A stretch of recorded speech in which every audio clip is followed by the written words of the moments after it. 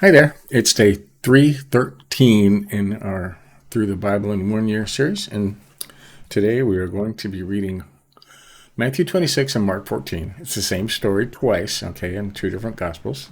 It's their takes on it, and tomorrow we'll read the other two, same story again. So let's begin with Matthew 26. The plot to kill Jesus. When Jesus had finished saying this, he told the disciples, "You know that the Passover takes place after 2 days, and the Son of Man will be handed over to be crucified." Chief priests and the elders of the people assembled in the palace of the high priest, who was called Caiaphas, and they conspired after to arrest Jesus in a treacherous way and kill him. Not during the festival, they said, so there won't be rioting among the people. The anointing at Bethany. While Jesus was in Bethany, at the house of Simon, a man who had a serious skin disease, a woman approached him with an alabaster jar of very expensive fragrant oil. She poured it on his head, and as he was reclining at the table. When the disciples saw it, they were indignant. "Why this waste?" they asked him. "This might have been sold for a great deal and given to the poor." But Jesus, aware of this, said to them, "Why are you bothering this woman? She has done a noble thing for me. You always have the poor with you, but you do not always have me. By pouring this fragrant oil on my body, she has prepared me for burial. I assure you, wherever this gospel is proclaimed in the whole world, what this woman has done will also be told in memory of her." Right? Here we are 2,000 years later on the other side of the world, telling it in memory of her. Then one of the 12, a man called Judas Iscariot, went to the chief priests and said, "What are you willing to give me if I hand him over to you?" So they weighed out 30 pieces of silver for him. And from that time, he started looking for a good opportunity to betray him. On the first day of unleavened bread, the disciples came to Jesus and asked, "Where do you want us to prepare the Passover so you may eat it?" "Go into the city to a certain man," he said, "and tell him, 'The teacher says my time is near, and I am celebrating the Passover at your place with my disciples.'" So the disciples did as Jesus had directed them and prepared the Passover. When evening came, he was reclining at the table with the 12. While they were eating, he said, "I assure you, one of you will betray me." Deeply distressed, his son began to say to him, "Surely not I, Lord." He replied, "The one who dipped his hand with me in the bowl will betray me. The Son of Man will go just as it is written about him. But woe to the man by whom the Son of Man is betrayed. It would have been better for that man if he had not even been born." All right. Judas, his betrayer, replied, "Surely not I, Rabbi." "You have said it," he told him. The first Lord's Supper. As they were eating, Jesus took bread and blessed it and broke it and gave it to the disciples and said, "Take and eat, this is my body." He then took a cup, and after giving thanks, he gave it to them and said, "Drink from it, all of you, for this is my blood that establishes the covenant. It is shed for many for the forgiveness of sins. But I tell you, from this moment I will not drink of this fruit of the vine until the day when I drink it in a new way in my Father's kingdom with you." After singing psalms, they went out to the Mount of Olives. Peter's denial predicted. Then Jesus said to them, "Tonight all of you will run away because of me, for it is written, 'I will strike the shepherd, and the sheep of the flock will be scattered.' But after I have been resurrected, I will go ahead of you to Galilee." Peter told him, "Even if everyone runs away because of you, I will never run away." "I assure you," Jesus said, "tonight, before the rooster crows, you will deny me 3 times. "Even if I have to die with you," Peter said, "I will never deny you." And all the disciples said the same thing. Right. The prayer in the garden. Then Jesus came with them to the place called Gethsemane. He told the disciples, "Sit here while I go over there and pray." Taking along Peter and the 2 sons of Zebedee, James and John, he began to be sorrowful and deeply distressed. Then he said to them, "My soul is swallowed up in sorrow to the point of death. Remain here while I stay awake with me." Going a little farther, he fell face down and prayed, "My Father, if it is possible, let this cup pass from me. Yet not as I will, but as you will." Then he came to the disciples and found them sleeping. He asked Peter, "So you couldn't stay awake with me 1 hour? Stay awake and pray so that you don't enter into temptation. The spirit is willing, but the flesh is weak."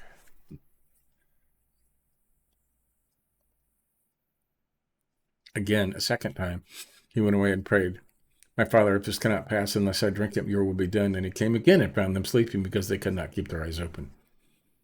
After leaving them, he went away again and prayed a third time, saying the same thing once more. Then he came to the disciples and said to them, "Are you still sleeping and resting? Look, the time is near. The Son of Man is being betrayed into the hands of sinners. Get up, let's go. See, my betrayal is near."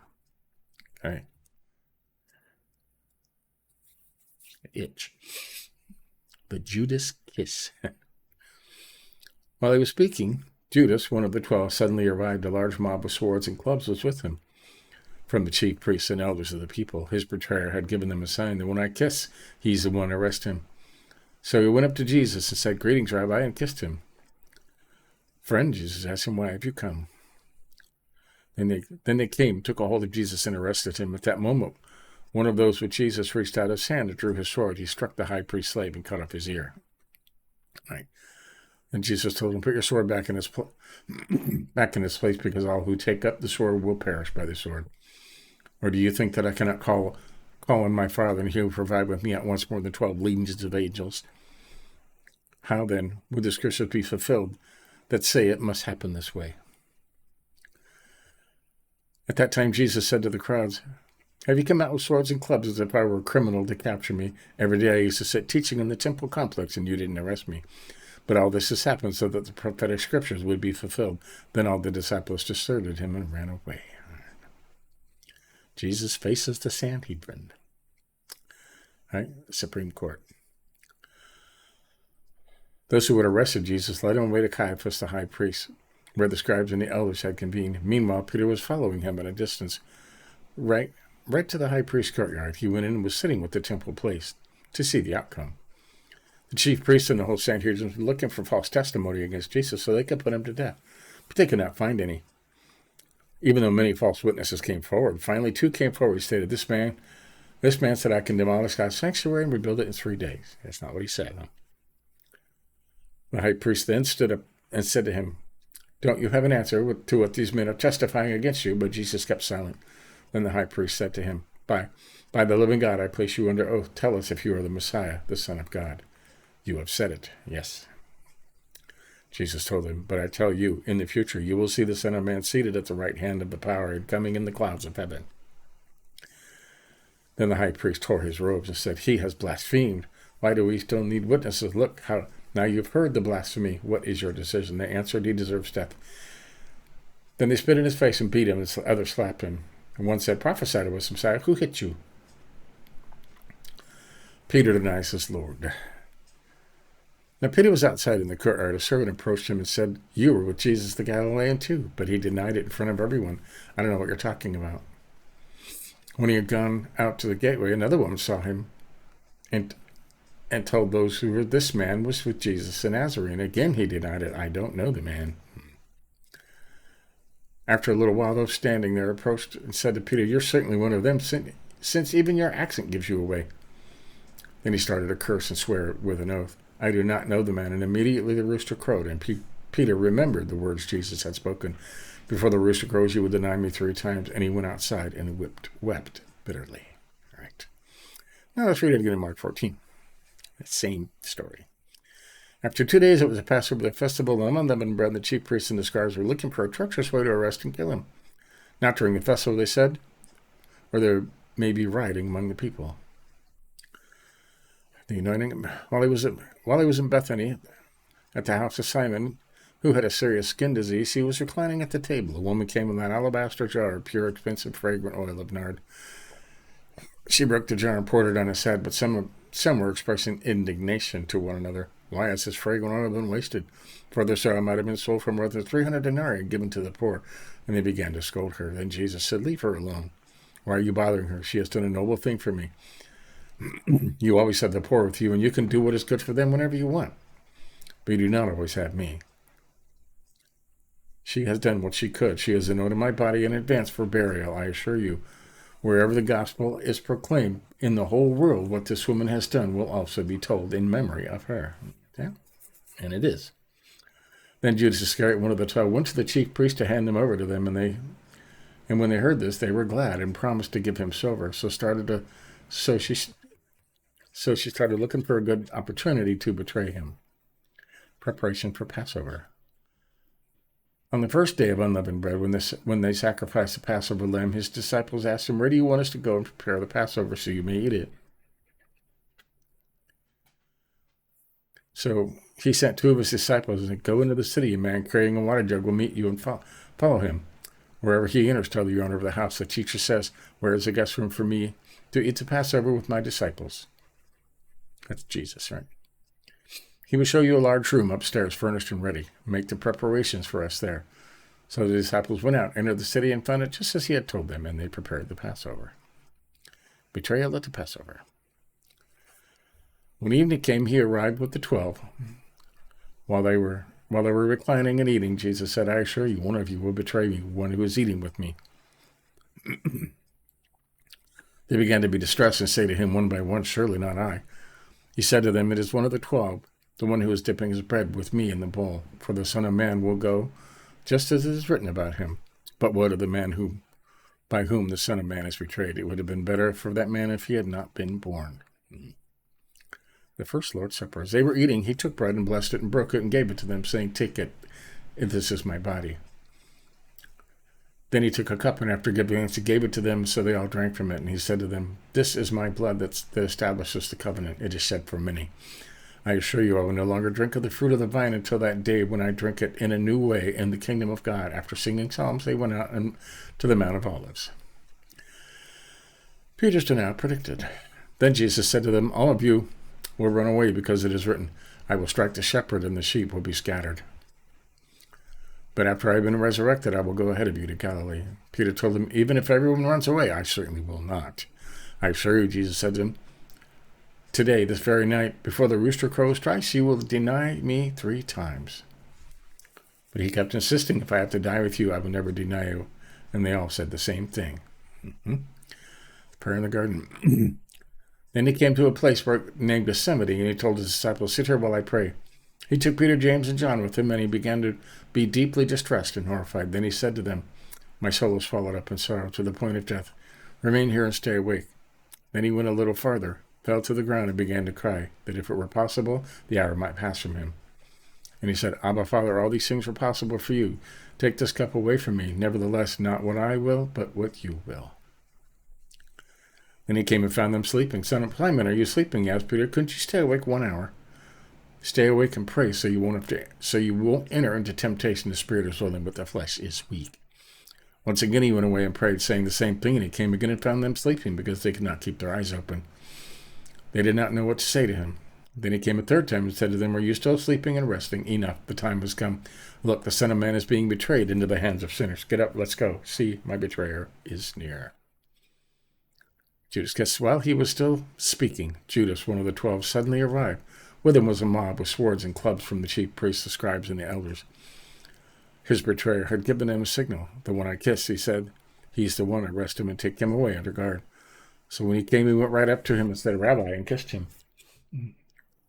Then they took hold of him and arrested him, and one of those who stood by drew his sword and struck the high priest's slave and cut off his ear.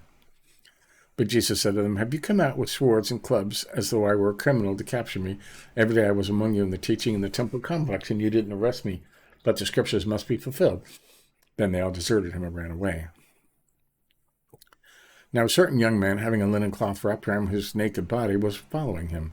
They caught hold of him, but he left the linen cloth behind and ran away naked. I don't know what that means. Jesus faced the Sanhedrin. Then they led Jesus away to the high priest, and all the chief priests and elders and scribes convened. Peter followed him at a distance right into the high priest's courtyard. He was sitting with the temple place, warming himself by the fire. The chief priests and the whole Sanhedrin were looking for testimony against Jesus to put him to death, but they could find none. Or many were giving false testimony against him, but their testimonies did not agree. Some stood up and giving false testimony against him, stating, "We heard him say, 'I will demolish the sanctuary made by human hands, and in 3 days I will build another not made by hands.' Yet their testimony did not agree even on this." Then the high priest stood up before them all and questioned Jesus. "Don't you have an answer to what these men are testifying against you?" But he kept silent, did not answer anything. Again the high priest questioned him, "Are you the Messiah, the Son of the Blessed One?" I am, Jesus said. All of you will see the Son of Man seated at the right hand of power and coming with the clouds of heaven. Then the high priest tore his robes and said, Why do we still need witnesses? You have heard the blasphemy. What is your decision? And they all condemned him to be deserving of death. Then some began to spit on him and blindfold him and beat him, saying, Prophesy. The temple police also took him and slapped him. Peter denies his Lord. While Peter was in the courtyard below, one of the high priest's servants came. When he saw Peter warming himself, she looked at him and said, You were also with that Nazarene Jesus. But he denied it. I don't know or understand what you're talking about. Then he went out to the entryway, and the rooster crowed. When the servant came at him again, she began to tell those standing nearby, This is one of them. But again he denied it. After a little while, those standing there said to Peter again, You are certainly one of them, and you are also a Galilean. Then he started to curse and to swear with an oath, I do not know this man you are talking about. Immediately the rooster crowed a second time, and Peter remembered what Jesus had spoken word to him. Before the rooster crows twice, you will deny me 3 times. When he thought about it, he began to weep. Now, there you go. It's bad news today, huh? Tomorrow we're reading Luke 22 and John 13. Same story. Okay. All 4 Gospels will cover it. So we'll have a good rounded picture of the whole thing with the 4 witnesses. So there you have it. Stay tuned tomorrow. We'll continue the story with the other 2 chapters. Okay. That was day 313. So tomorrow will be 314, and we're getting towards the end now. So give us a like if you think about it. Catch up on anything you might have missed. The New Testament began on September 30th. But if you missed any, they're all down there in the playlist. But until next time, we'll do it again. See you then.